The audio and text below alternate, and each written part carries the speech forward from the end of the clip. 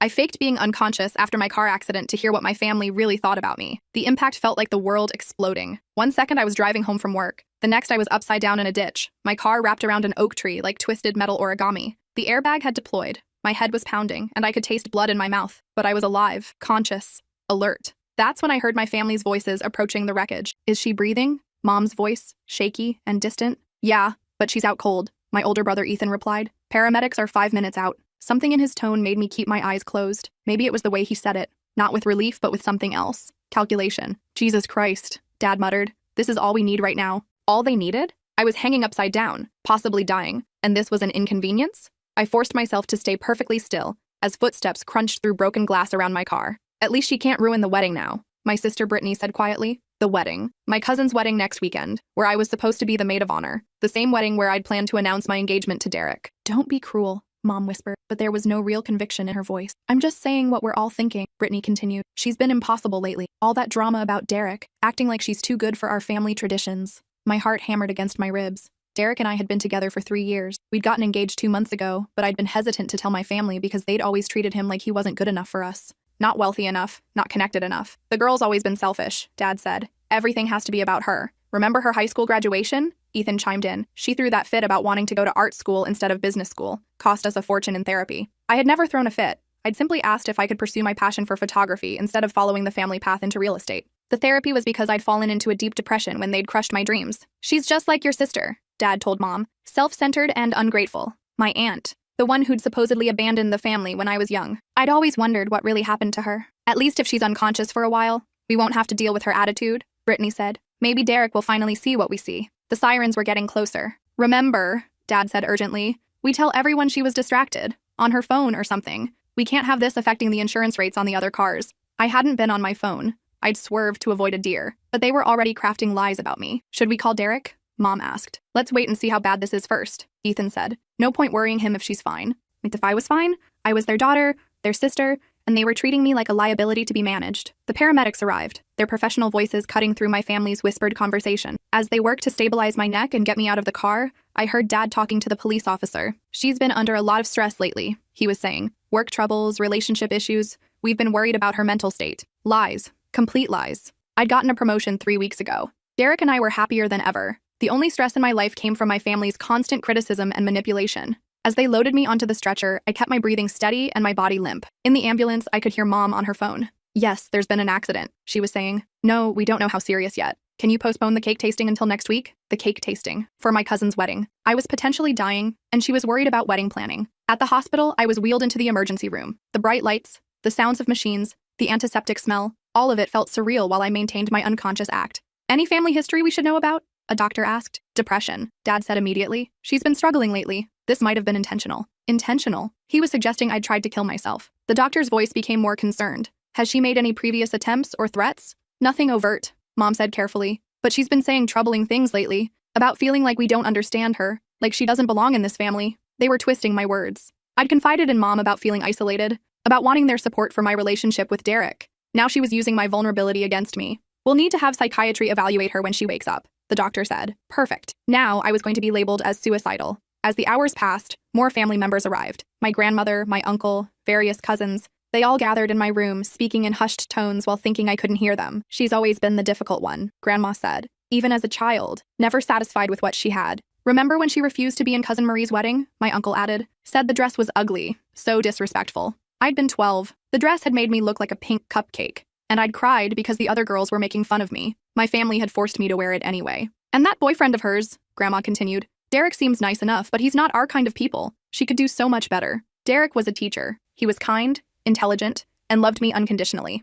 But because he didn't come from money, he wasn't good enough for them. Maybe this accident is a wake-up call, my aunt suggested. A chance for her to reevaluate her priorities. Or maybe it's a sign, Brittany said quietly. Maybe she's not meant to be part of our family's future. The room fell silent. That's when I heard Derek's voice in the hallway, talking to a nurse. I'm her fiancé, he was saying. I got here as soon as I could. How is she? My heart ached. He'd called himself my fiancé, even though we hadn't announced it yet, even though my family had never accepted him. Room 314, the nurse said. Her family's with her now. Derek's footsteps approached my room. I could hear the anxiety in his walk, the way he was trying to hurry without actually running. Derek, Mom said as he entered. Her voice was cold. Mrs. Patterson, how is she? The nurse said she's unconscious but stable. We don't know much yet, Dad replied. The doctors are running tests. What happened? Derek asked. Your message said there was an accident, but she was distracted, Ethan cut in. Probably texting while driving. You know how she is? I wanted to scream. Derek knew I never used my phone while driving. He'd been the one to teach me defensive driving techniques. That doesn't sound like her, Derek said quietly. You'd be surprised what you don't know about her, Brittany said. She's been acting strange lately. Secretive. Moody. She seemed fine when I saw her this morning, Derek protested. We had breakfast together and she was excited about the wedding next weekend. About that, Dad said. Given the circumstances, maybe you shouldn't come to the wedding. It might be awkward for everyone. The silence stretched for several seconds. Are you uninviting me? Derek asked, his voice carefully controlled. We're just thinking about what's best for everyone, Mom said. This is a family event, and with everything that's happened, I see. Derek's voice was ice cold now. So my fiancé is lying unconscious in a hospital bed, and you're worried about wedding etiquette. Fiancé. He'd said it out loud. The room went dead quiet. Fiancé? Grandma repeated. She accepted my proposal 2 months ago, Derek said firmly. We were planning to tell everyone at the wedding. She never mentioned an engagement, Mom said, but her voice was shaky. Because she was afraid of exactly this reaction, Derek replied. She knew you'd find some way to make it about yourselves instead of being happy for her. Now see here, Dad started, his voice rising. No, you see here, Derek cut him off. I've watched you tear her down for 3 years. Nothing she does is ever good enough. She got promoted to senior photographer at the gallery, and you asked why she wasn't managing the whole place yet. She volunteers at the animal shelter every weekend, and you complain that she doesn't spend enough time with family. She sends her grandmother flowers every month, and you criticize the arrangements. He was right about everything. Every single thing. She's our daughter, Mom said defensively. We want what's best for her. No, you want what makes you look good, Derek said. Do you know what she told me last week? She said she felt like she was living her life for an audience that would never applaud, that no matter what she accomplished, you'd find something wrong with it. My chest tightened. I had said exactly that. She's been distant from us lately, Ethan said, avoiding family dinners, making excuses. Because every family dinner turns into a critique session, Derek interrupted. Last month, you spent an hour discussing how disappointed you were that she bought a Honda instead of a BMW. She was proud of that car because she saved for 2 years to buy it herself without asking for help from anyone. I loved that car. Had loved it. Now it was wrapped around a tree. We've provided her with every advantage, Dad said. Private schools, college tuition, connections in the business community. If she's choosing to waste those opportunities, waste them? Derek's voice cracked with disbelief. She's a successful photographer. She owns her own gallery. She's published in 3 national magazines this year. How is that wasting anything? The photography gallery. I'd started it 18 months ago, scraping together loans and working 16-hour days to make it successful. My family had never even visited it. Photography isn't a real career, Grandma said dismissively. It's a hobby that got out of hand. It's her passion, Derek said. It's what makes her happy. But you've never bothered to understand that because it doesn't fit your vision of what her life should look like. We know our daughter better than you do, Mom said. But there was less conviction in her voice now. Do you? Derek challenged. Do you know that she cries after every family gathering because she feels like you hate her? Do you know that she started having panic attacks because she's so afraid of disappointing you? Do you know that she almost turned down my proposal because she was convinced she didn't deserve to be happy? The room was silent except for the steady beeping of my monitors. That's ridiculous, Brittany said, but she sounded uncertain. She's always been dramatic. She's not dramatic, Derek said firmly. She's wounded.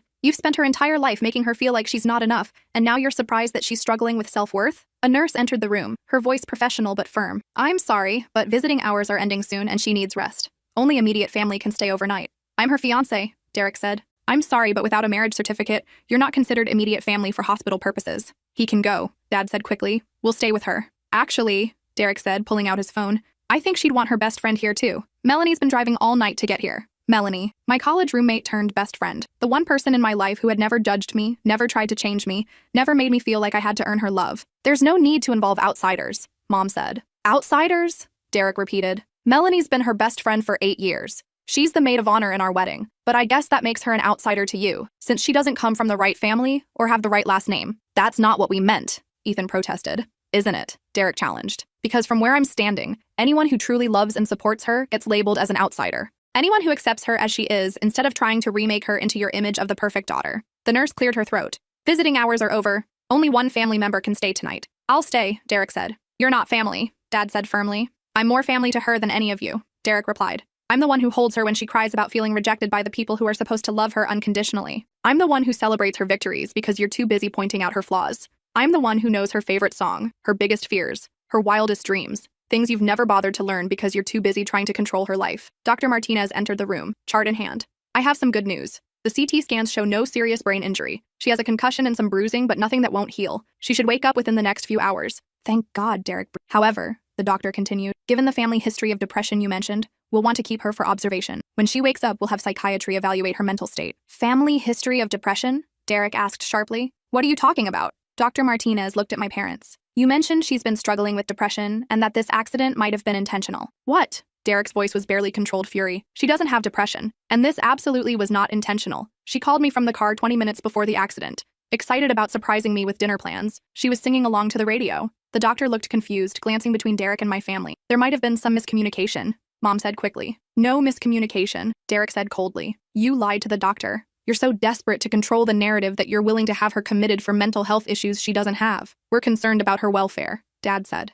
You're concerned about your reputation, Derek shot back. A car accident makes you look bad, but a suicidal daughter? That's a tragedy you can get sympathy for. Dr. Martinez held up his hands. Let me speak with the patient when she wakes up. She can tell us herself what happened. That's when I realized I had to make a choice. I could keep pretending to be unconscious and hear more painful truths, or I could wake up and confront everything I'd learned. But there was something else I needed to hear first. After Derek left and the family settled in for the night, I listened to them talk among themselves. This is a disaster, Dad muttered. If word gets out about the engagement, we can't let her marry him, Grandma said. It would be a catastrophe for the family reputation. Maybe the accident is a blessing in disguise, Brittany said. A chance to make her see reason. How do you mean? Mom asked. Think about it. She's vulnerable right now, traumatized. If we play this right, we can convince her that Derek isn't supportive enough, that he abandoned her when she needed him most. My blood ran cold. That's manipulation, Ethan said. But he didn't sound entirely opposed to the idea. It's intervention, Brittany corrected. We're saving her from making the biggest mistake of her life. She loves him, Mom said quietly. She thinks she does, Dad replied. But love doesn't pay the bills. It doesn't provide security. Derek's a teacher at a public school. He'll never be able to give her the life she deserves.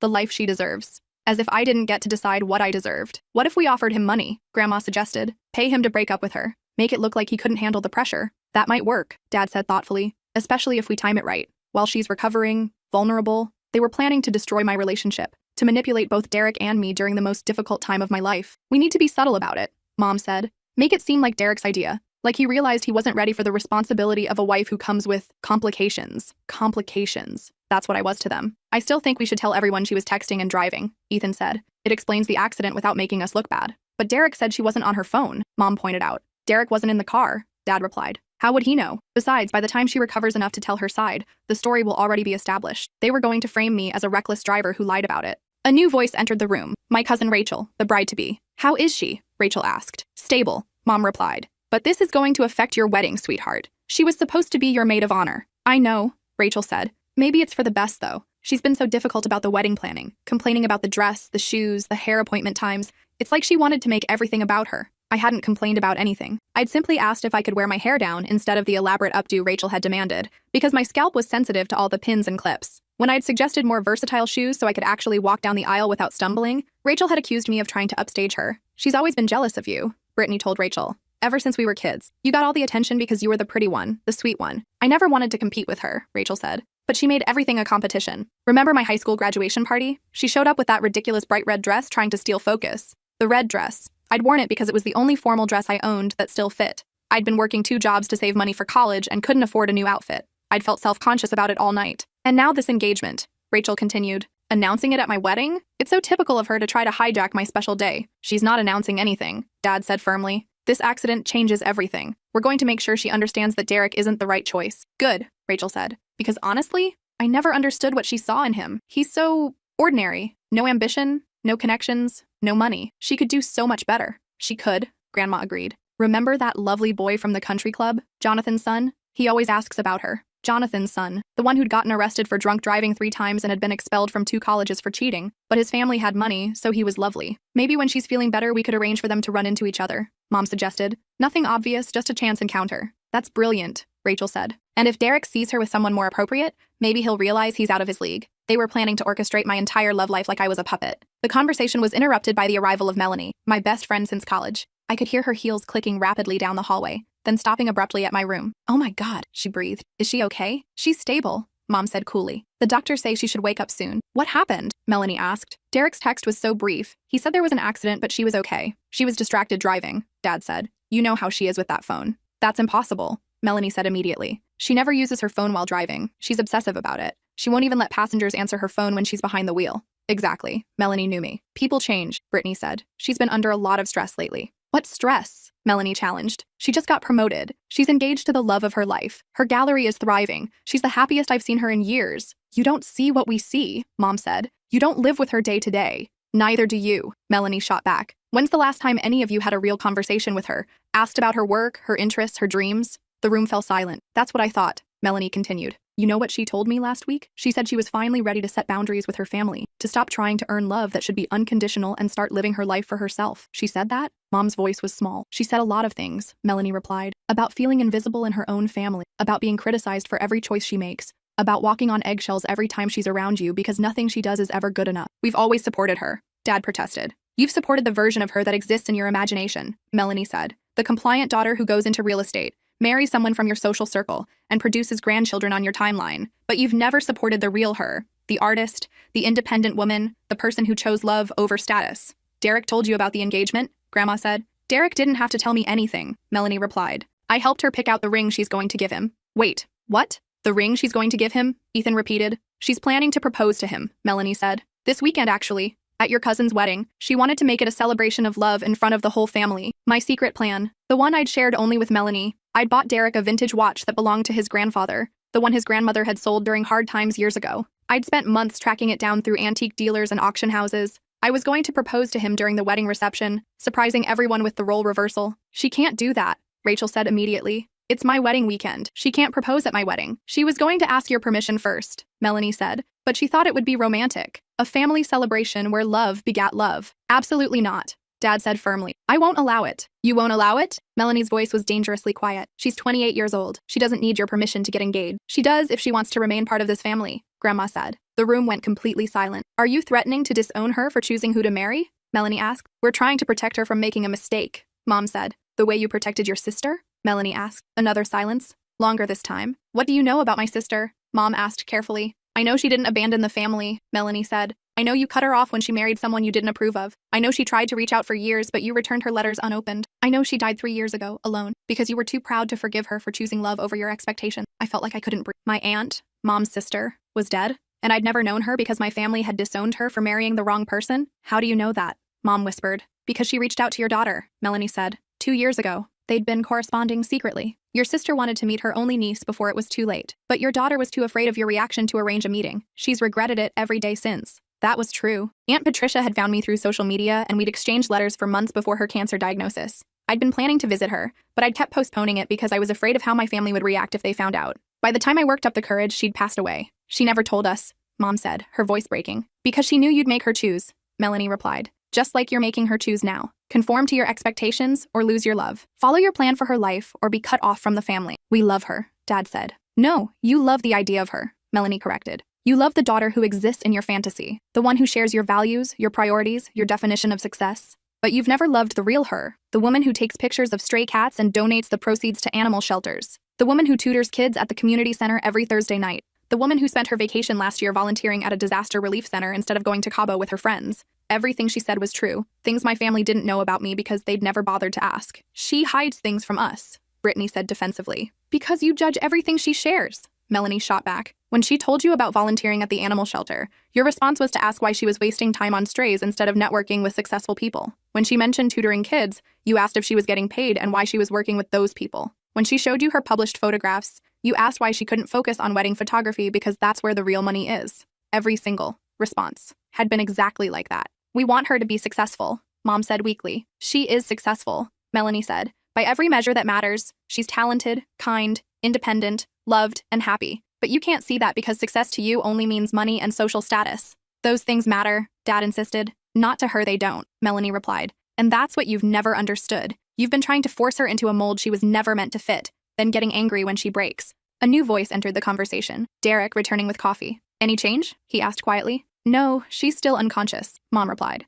I brought coffee for everyone, Derek said. Even after everything they'd said about him, he was still trying to be kind to them. Thank you, Melanie said warmly. That's thoughtful. It's the least I can do, Derek replied. I know this is hard for everyone. The generosity in his voice made my chest ache. He was a better person than any of us deserved. Derek, Dad said carefully, we need to discuss something with you. Okay, Derek said, his voice cautious. This accident has made us realize how fragile life is, Mom began. How important it is to make the right choices. I agree, Derek said. We're concerned about the engagement, Dad said bluntly. Whether it's the right decision for her? What do you mean? Derek asked, though I could hear the tension in his voice. She's young, Grandma said. Impressionable. Sometimes we make emotional decisions that aren't in our best long-term interests. Are you asking me to break up with her? Derek asked directly. We're asking you to consider what's best for her future, Dad replied. Whether a teacher's salary can provide the security she deserves, whether your lifestyle is compatible with hers. My lifestyle? Derek repeated. She's accustomed to certain things, Mom explained. Private schools, nice clothes, vacations, cultural experiences. Can you provide those things?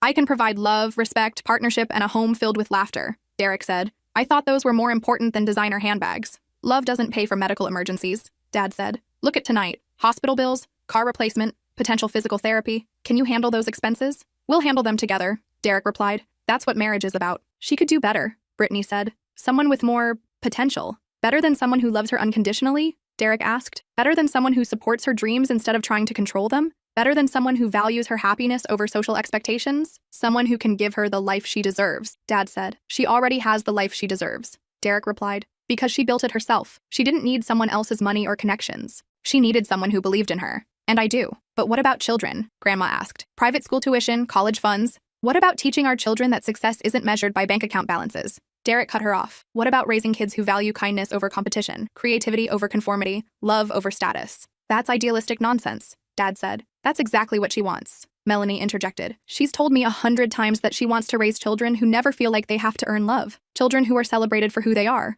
not criticized for who they're not. She said that? Mom asked quietly. She's said a lot of things, Melanie replied. About breaking generational patterns, about creating a family based on acceptance instead of expectations, about giving her future children the unconditional love she never felt like she had. The words hit the room like physical blows. We love her unconditionally, Mom protested, but her voice was shaking. Then why are you sitting here trying to manipulate her fiancé into leaving her? Melanie asked. Why are you planning to sabotage her engagement announcement? Why are you more worried about what people will think than about what makes her happy? No one answered. Here's what's going to happen, Derek said, his voice steady and strong. When she wakes up, I'm going to tell her that I love her exactly as she is, that I'm proud of her accomplishments, supportive of her dreams, and honored that she chose me. I'm going to ask her to marry me properly, with a ring and a proposal that celebrates her worth instead of questioning it. You already proposed, Ethan said. No, I asked her to marry me privately, quietly, like it was something to be ashamed of, Derek replied. Because I was afraid of your reaction. But I'm done being afraid. She deserves a proposal that shouts to the world how incredible she is. She deserves a family that celebrates her engagement instead of sabotaging it.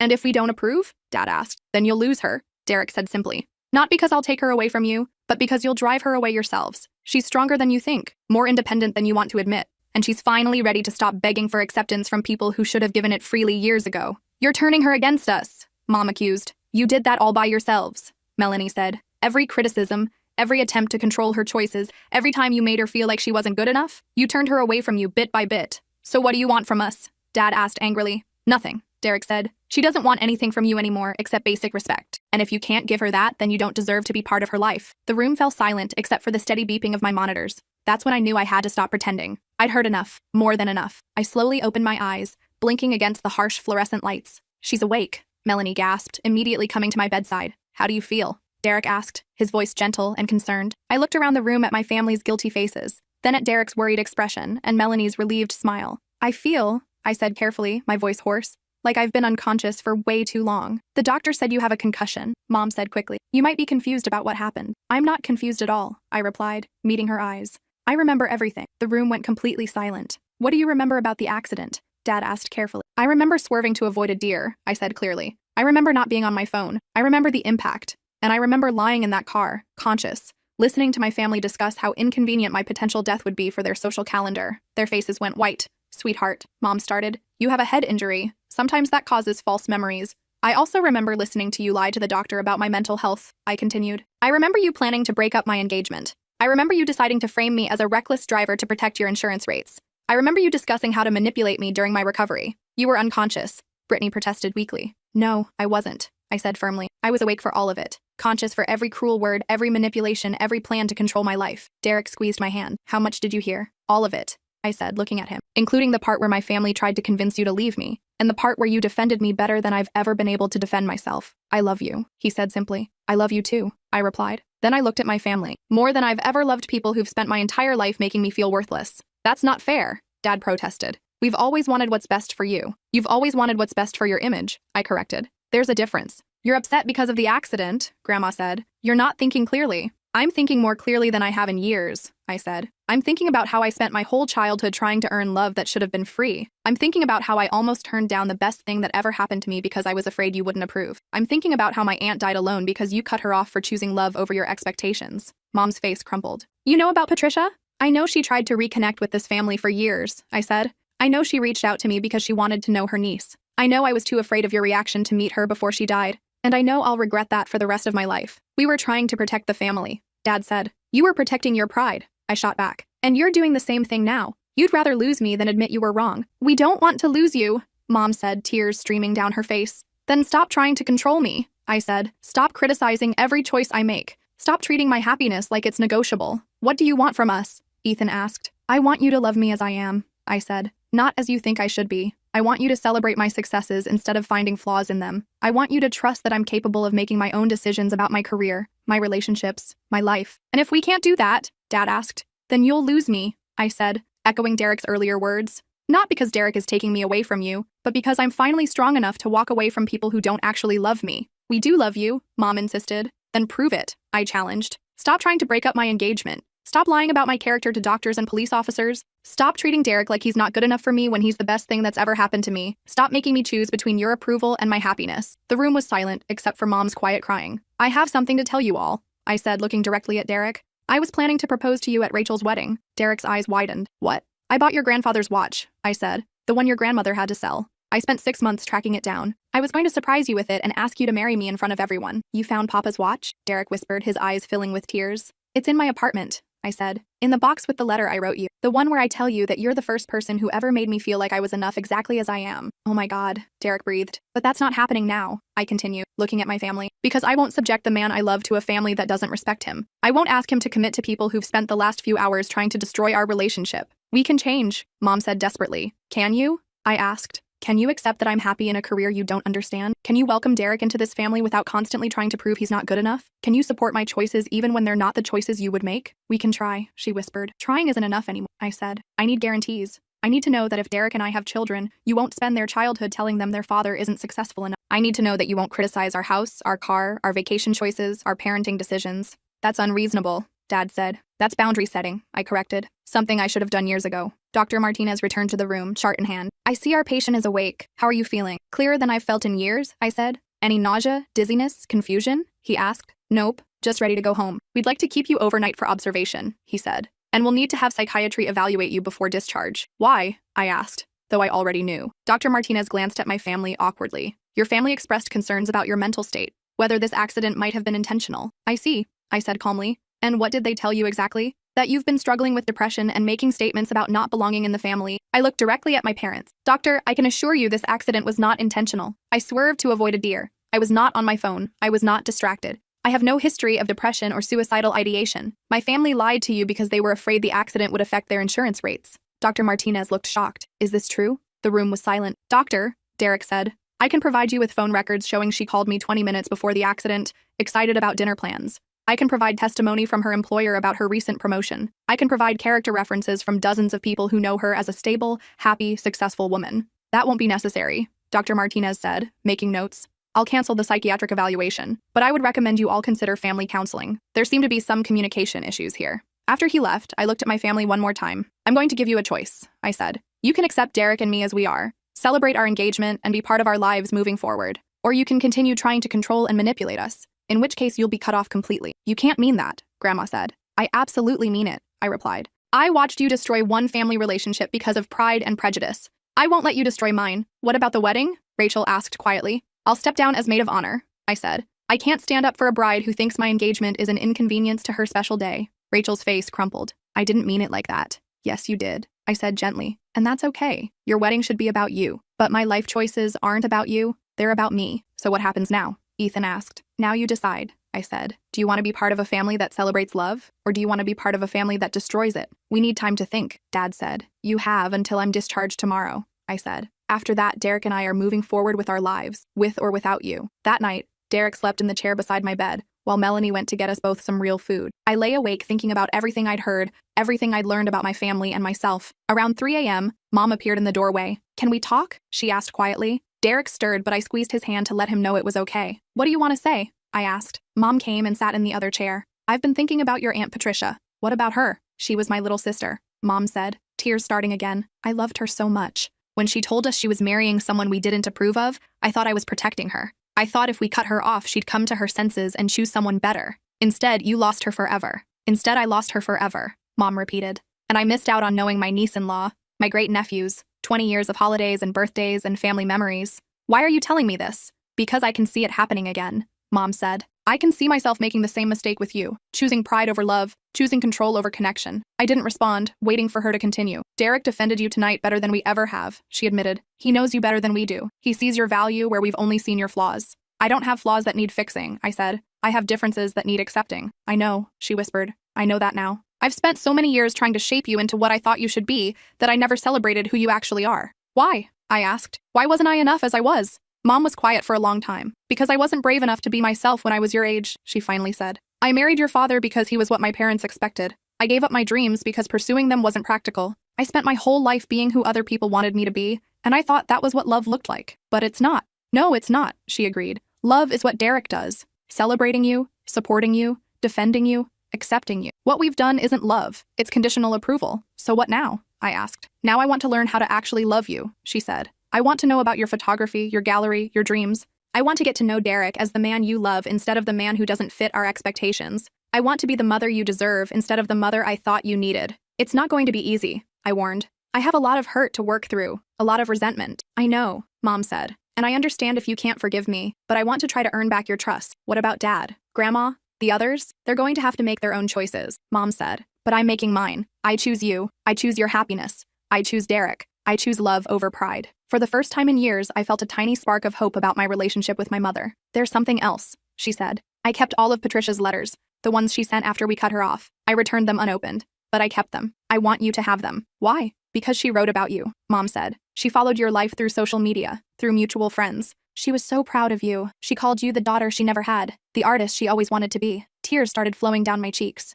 She would have loved Derek, Mom continued. She would have celebrated your engagement and defended your choices and supported your dreams. I wish I could have known her. Maybe you can still get to know her through her words, Mom said. And maybe I can learn to be more like her, more accepting, more loving. The next morning, Derek and I were discharged together. As we walked out of the hospital, my phone buzzed with a text from Dad. Your mother talked to us. We want to do better. Can we start over? I showed the text to Derek. What do you think? He asked. I think, I said, that people can change if they really want to, but I also think actions matter more than words. So we give them a chance to prove it? We give them a chance, I agreed. But we also set clear boundaries and stick to them. I love you, Derek said, kissing my forehead. I love you too, I replied. And Derek? Yeah?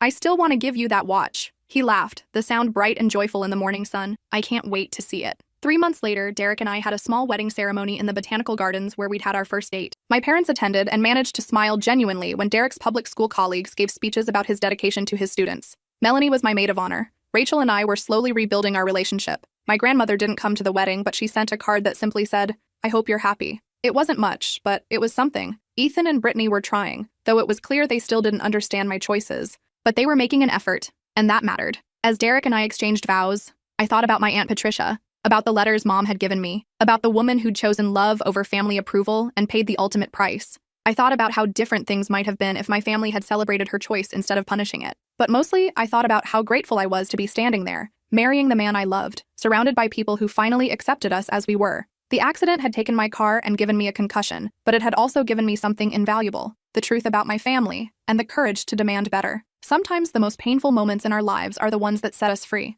As Derek slipped the ring onto my finger, I whispered, "Thank you for loving me enough to fight for us." "Thank you," he whispered back, "for being brave enough to choose love." And for the first time in my life, I felt like I was exactly where I belonged.